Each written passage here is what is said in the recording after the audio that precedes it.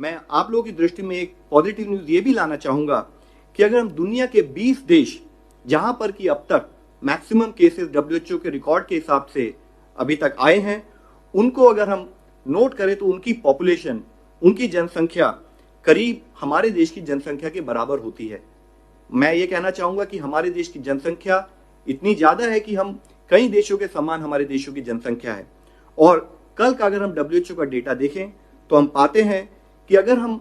उन 20 देशों में आए हुए कंफर्म केसेस की संख्या लें और अपने देश की कंफर्म केसेस की संख्या लें तो हम पाते हैं कि इंडिया में उन देशों के मुकाबले 1/84, यानी कि उन देशों में इंडिया में जितने केसेस रिपोर्ट हुए हैं उससे 84 गुना ज्यादा केसेस रिपोर्ट हुए हैं।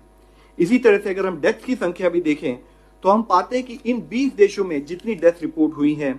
उससे इंडिया में 1/200 टाइम्स, यानी कि उन देशों में इंडिया में जितनी डेथ रिपोर्ट हुई हैं उससे 200 गुना डेथ ज्यादा रिपोर्ट हुई हैं।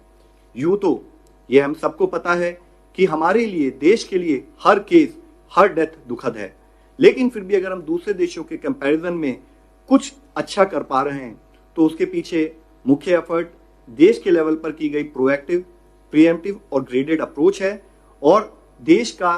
हर लेवल पर जो सिपाही के रूप में हमारे स्टेट के साथ जो कोऑर्डिनेशन रहा है वह एक बहुत एफर्ट है। और उससे भी सबसे ज्यादा धन्यवाद के पात्र हैं हमारे देश के वो नागरिक